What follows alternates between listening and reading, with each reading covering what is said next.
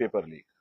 ये कोई साधारण अपराध नहीं है, इसको हम लोग साधारण अपराध की संज्ञा में नहीं ला सकते। इस प्रोटेस्ट से क्या हुआ आप जानना चाहते हैं, तो जानिए ये कि जो कल नहीं निकला था वो आज निकला है। मगर सिर्फ धर्मेंद्र प्रधान इस्तीफा ना दे, उनके साथ साथ सरकार एक अच्छी परीक्षा नीति बनाए कि हमें वायु सेना का सहारा न लेना पड़े और हमारा पेपर लीक ना हो।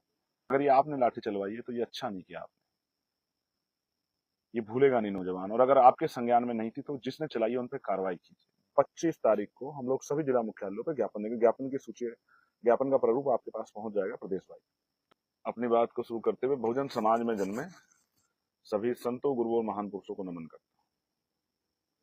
और मैं चाहता हूं कि आज ये मेरी बात उन सब तक भी जाए जो मुझे किसी कारण से नहीं सुन पा रहे थे, उन तक भी जाए। मेरी इच्छा है कि उन तक ये बात पहुंचे और वो इस बात को सुने कि बेसिक रीजन वो जो अन्याय हुआ वो तो है ही, लेकिन मैं किस तरह देखता हूँ इस पूरे उसको। मैंने इस पे कुछ काफी रिसर्च किया। आज आंदोलन में रहते और कोई काम तो था नहीं, तो बहुत सारा पढ़ा और मैंने जो लिखा, जो उस तरह से बनाया, उसके बावजूद मैं कह सकता हूँ कि आपको आज जब मुझे आप सुनोगे तो शायद आपको समझ आएगा कि मैंने जो डिमांड रखी है कि पेपर लीक सबसे बड़ा देशद्रोह, ये मांग क्यों की है। देशद्रोह एक बड़ा विषय, तो इसलिए मैंने ये डिमांड की है कि आज देश के युवाओं का भविष्य जो खतरे में है, जिसपे सबसे बड़ा हमला हो रहा है, और वो हमला क्या है, पेपर लीक। ये कोई साधारण अपराध नहीं है, इसको हम लोग साधारण अपराध की संज्ञा में नहीं ला सकते। ये सबसे बड़ा देशद्रोह है। क्यों, इस बात को आप समझिए।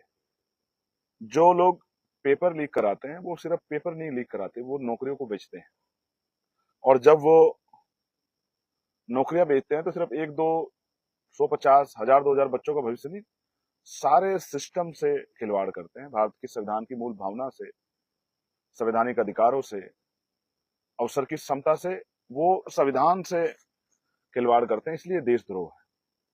सपोज दैट किसी बच्चे ने बहुत मेहनत की और उसका हक छीन के पेपर लीक करा किसी और आदमी को मिल गया, और वो बच्चा जो है उसके बाद किस तरह की परिस्थिति से गुजरता है, मानसिक। मैं क्योंकि रात भर बारिश में भीगने में से मेरा गला बैठ गया है, हो सकता है कई बार मैं ऐसी चीज कह जाऊं उसको समझने में आपको दिक्कत हो, तो मैं कोशिश करूंगा कि धीरे धीरे अपनी बात को आपको समझाऊं, जिससे कि मैं पूरी बात कह पाऊं और पूरी बात समझ पाऊं। प्यारे साथियों, मैं यहाँ संसद में धरने में बैठा हूं। हालांकि ये भी एक वो है कि मैं जाकर जंतर मंतर या कहीं और भी धरना दे सकता था, लेकिन जो काम मैं अकेला कर सकता हूं उसके लिए मैं बहुसंख्यक साथियों क्यों परेशान करूं। जंतर मंतर पे ऑलरेडी प्रोटेस्ट चल रहा है। इस प्रोटेस्ट से क्या हुआ आप जानना चाहते हैं, तो जानिए ये कि जो कल नहीं निकला था वो आज निकला है। जो कल डर रहा था कि कोई बड़ी घटना हो जाएगी, किसी की जान चली जाएगी, ये हो जाएगा, वो हो जाएगा, हम क्यों बीच में जाएं, हमें क्या मतलब है, ये तो उस संगठन का आंदोलन है, तो उस पार्टी का आंदोलन है, तो ये है वो है, ये युवाओं का आंदोलन है, किसी पार्टी का आंदोलन नहीं है। और मैं पहला शख्स था जिसने कहा कि पार्टी बाहर छोड़ के आना, झंडा बाहर छोड़ के आना, सामाजिक झंडे लेके आना, महापुरुषों की तस्वीरें लेके आना,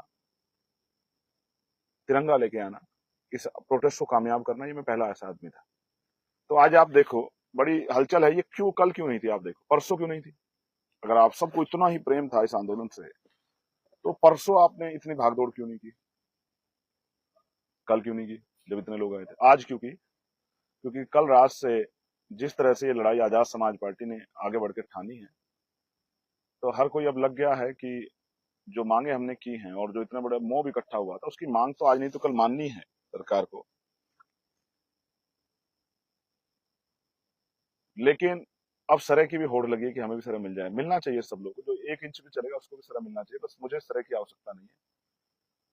मैं उन बच्चों की, अब भी मेरी आंखों में वो दर्द घूम रहा है जब उनके सर फटे, वो फटे सर से मेरी तरफ दौड़े कि भैया लाठीचार्ज हो गया, खून टपक रहा था।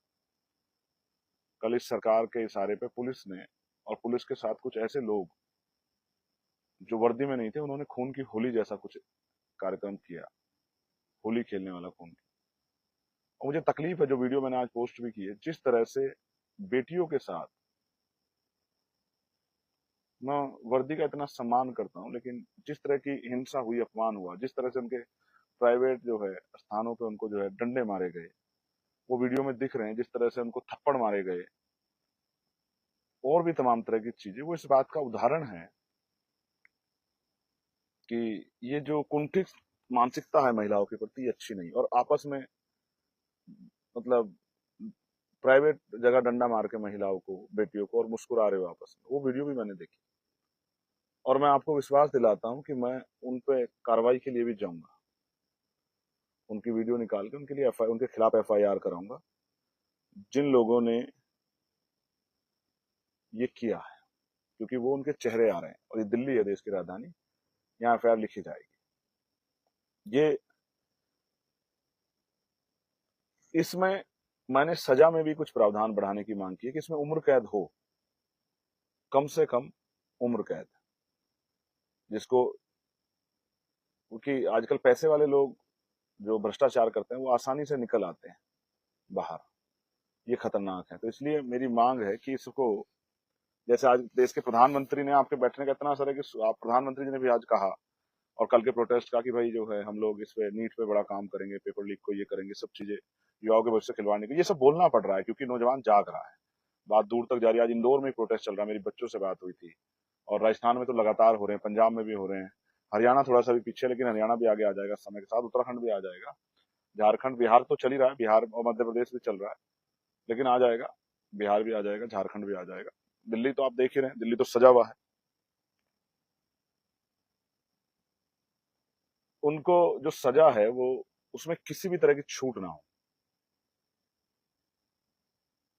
क्योंकि ये एक ऐसा अपराध है जिससे युवाओं का भविष्य, और युवा क्या है, देश की रीढ़, देश की रीढ़ को आप कमजोर कर रहे हैं, जो हम लोग नहीं होने देना चाहते। इसलिए इनकी सजा में कोई छूट ना हो।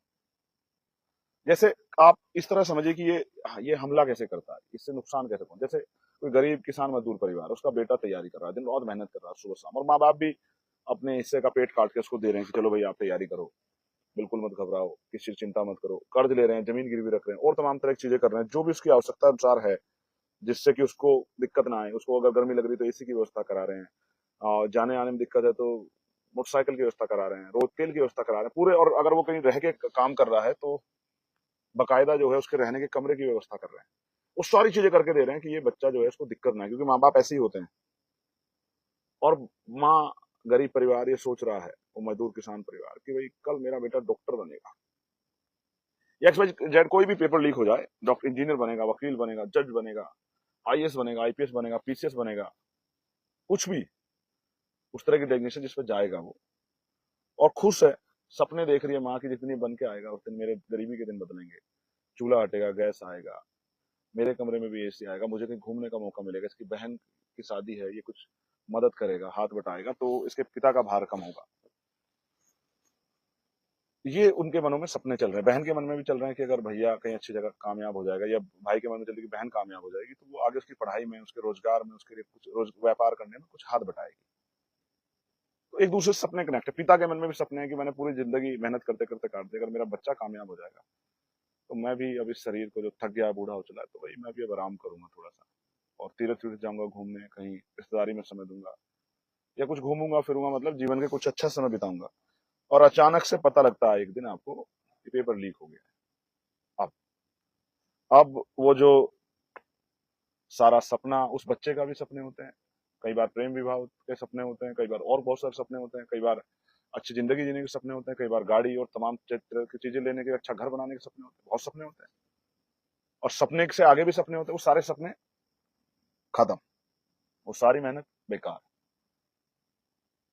और मायूसी छा जाती है पूरे परिवार के ऊपर। और वो बच्चा जिसने, हो सकता है पिछले कुछ दिनों पेपर की वजह से सो के भी ना देखा हो, परिवार ने किस तरह कष्ट सहे हो, अब वो टूट गया बिल्कुल कि भाई ये तो गलत हो गया, बहुत अच्छा पेपर हो गया था, ये बहुत अच्छी तैयारी थी, अब दोबारा मुझसे नहीं होगा, इतनी रातें नहीं जाग सकता मैं एक साथ, इतनी मेहनत नहीं कर सकता, वो टूट गया है। और ये दर्द एक परिवार का नहीं है, ये लाखों करोड़ों परिवार का दर्द है जो मैं आपसे बयां कर रहा हूं। जैसे खाली नीट के एग्जाम को देख देंगे तो 40 लाख बच्चे, इसलिए ये बात मैं आपके सामने रख रहा हूं कि हम जो, ये जो सुसाइड हुए हैं 21 22 जो सुसाइड हुए, कैसे हुए सुसाइड, क्या कारण हुआ? क्योंकि उन बच्चों में निराशा आ गई थी, आशा नहीं बन पा रही थी। लग रहा है कोई कोई दूसरा अटेम्प्ट है, कोई तीसरा अटेम्प्ट, नहीं भाई अब नहीं करूंगा, अब नहीं हो पाएगा, गलत हो गया भाई, अब नहीं मेहनत कर सकता, ये तो हर बार का काम है, 24 में लीक हो गया, 26 में लीक हो गया। इसलिए मैं बार बार कह रहा हूँ कि इसके जिम्मेदार शिक्षा मंत्री। ये जो परीक्षा की जो पॉलिसी है, परीक्षा नीति है, वो अच्छी नहीं है। मैं चाहता हूं धर्मेंद्र प्रधान इस्तीफा दे, मगर सिर्फ धर्मेंद्र प्रधान इस्तीफा ना दे, उनके साथ साथ सरकार एक अच्छी परीक्षा नीति बनाए कि हमें वायु सेना का सहारा न लेना पड़े और हमारा पेपर लीक ना हो, बच्चों का भविष्य बर्बाद ना हो। ये लड़ाई साथियों नौकरी की लड़ाई नहीं है, सिर्फ ये न्याय की लड़ाई, इसलिए मैं इस लड़ाई के साथ खड़ा हूं। और आपको याद है जो बच्चे वहां रहे होंगे, मैंने उन पर बहुत गुस्सा किया था, लेकिन उनको आज मेरी बात याद आएगी, क्योंकि वो उन बच्चों में नहीं थे, या उन पीड़ाओं से बच गए होंगे जिस पीड़ा का सामना कई बच्चों को निर्दोष होते हुए करना पड़ा। सरों पे लाठियां पड़ी, सर फूट गए, टांगे टूट गई, हाथ टूट गए, कपड़े फट गए, अपमान हुआ है, और इस तरह के गलत जगह गलत तरीके से डंडे जो हैं मारे गए हैं, कीले लगे हुए डंडे। वो जब घर जाएंगे तब उनको एहसास होगा कि वो रुकना नहीं चाहते थे, कि हमें मार्च करना है। और मैं देख रहा था आगे पूरा पैक है, और मैं उनसे हाथ जोड़ के अपील कर रहा था कि बैठ जाओ बच्चों। लाठी, उनको लाठी लगी हुई थी, मुझसे कह रहे भैया पीट दिया पीट दिया, चोट भी दिखा रहे, खून भी दिखा रहे। तो मैं उनसे कह रहा कि आप घर से चले हो ना तय करके कि हमें लड़ाई लड़नी है, हमें अधिकार लेना है, हमें इस्तीफा चाहिए शिक्षा मंत्री का, हम उन परिवारों के लिए मुआवजे की मांग करनी है। तो ये सोच के आए, तो ये भी तय करके आए लाठी लगेगी, तो अपनी व्यक्तिगत लड़ाई मत लड़ो। व्यक्तिगत लड़ाई लड़ो क्या करोगे, पुलिस से आमना सामना करोगे, कानूनी कार्रवाई कर सकते हैं, आमना सामना नहीं कर सकते। दूसरा, अगर हम आमना सामना करेंगे तो हमें गोली भी मारना आसान हो जाएगा।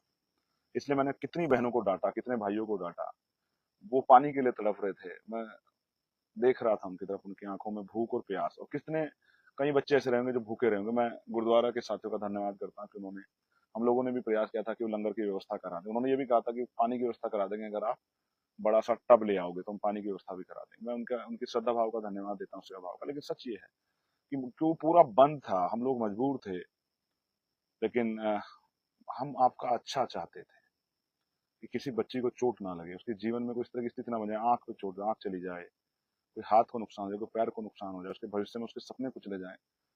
तो आप उससे नाराज हो सकते हैं इस बात से कि भाई भैया ने जो है हमें डांट दिया, जाने नहीं दिया, लेकिन आप नहीं समझ सकते। जहां मैं खड़ा था वहां कम से कम 1 लाख बच्चे थे जहां मैं खड़ा था, और मैं उनको कई हिस्सों में रोक के कसमा धर्म देते हुए समझाते हुए रोक के आया, उनको विश्वास दिलाते कि आपकी मांग मानी जाएगी। प्यारे साथियों, ये जो लड़ाई है, ये लड़ाई है उन माँ बाप के आंखों की चमक जिंदा रखने की, मजबूत रखने की, बढ़ाने की, जिन माँ बाप ने सपने देखे अपने बच्चों को पढ़ाते। ये लड़ाई है उन बच्चों की जिन्होंने सपने देखे खुद के लिए। वो लड़ाई है उन करोड़ों परिवारों की जिन्होंने अपने एक बच्चे को कुर्बान करने के लिए कई बार अच्छे कपड़े नहीं खरीदे, अच्छे जूते नहीं बनाए, घर का कोई काम रोक दिया, अपने लिए सुविधाएं नहीं रखी। कई बार हम जब मूवियाँ देखते हैं, जब सोनम भाई की बात करते हैं, मैं सोनम भाई के लिए भी मुझे पता लगा भी कि मेदांता उनको शिफ्ट कर रहे हैं, ऐसा ऑर्डर आ गया है, तो मैं उनके लिए भी अच्छे स्वास्थ्य की प्रार्थना करता हूँ। लेकिन आप समझो, आप जब सोनम भाई को देखोगे तो 3 इडियट को भी आपको याद आएगी।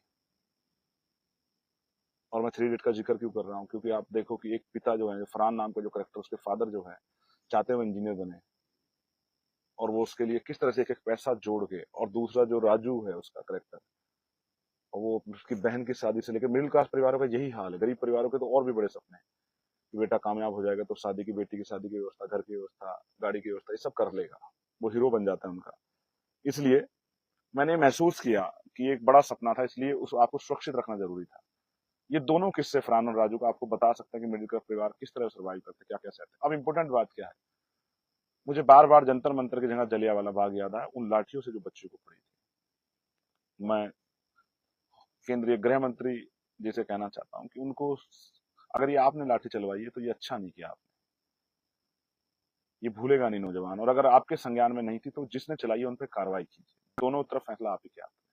लेकिन देश का नौजवान आज देख रहा है आपकी तरफ कि आप क्या कर रहे हैं। तो आपने संवाद में देरी किस वजह से सब हुआ, इसलिए आप बराबर के दोषी, सरकार के, पूरी सरकार दोषी। अगर संवाद करते तो ये दिन नहीं देखना पड़ता। कितने बच्चों को चोट दी, मुझे पुलिस के भाइयों की चोट की तकलीफ है, मुझे उन बच्चों की भी चोट की तकलीफ है।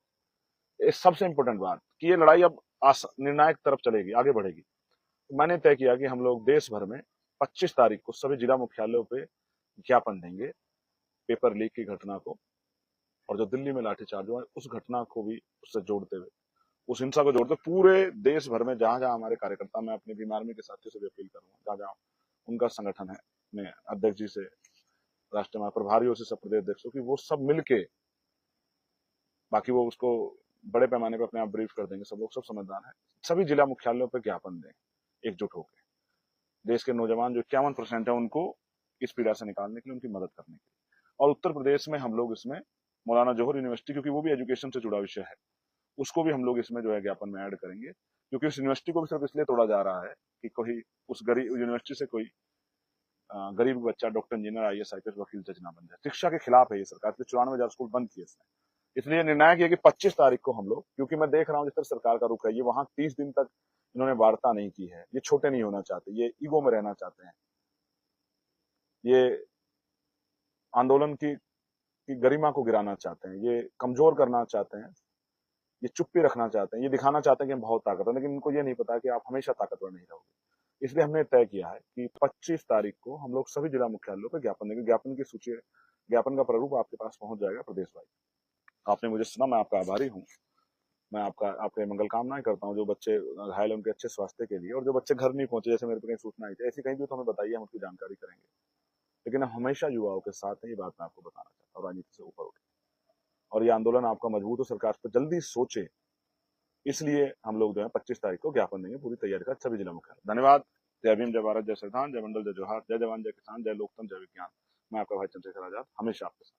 और अभी मैंने बताया कि हम लोग कहाँ हैं, वो जगह है बड़ी ऐतिहासिक जगह, जहाँ ये स्टैचू ही अपने आप में दुनिया में बड़ी प्रचारित प्रसारित है, बाबा साहब अम्बेडकर की। बस इसी के नीचे बैठ के और आप की लड़ाई को, अपनी लड़ाई को मजबूत करने के लिए संघर्ष करते हैं।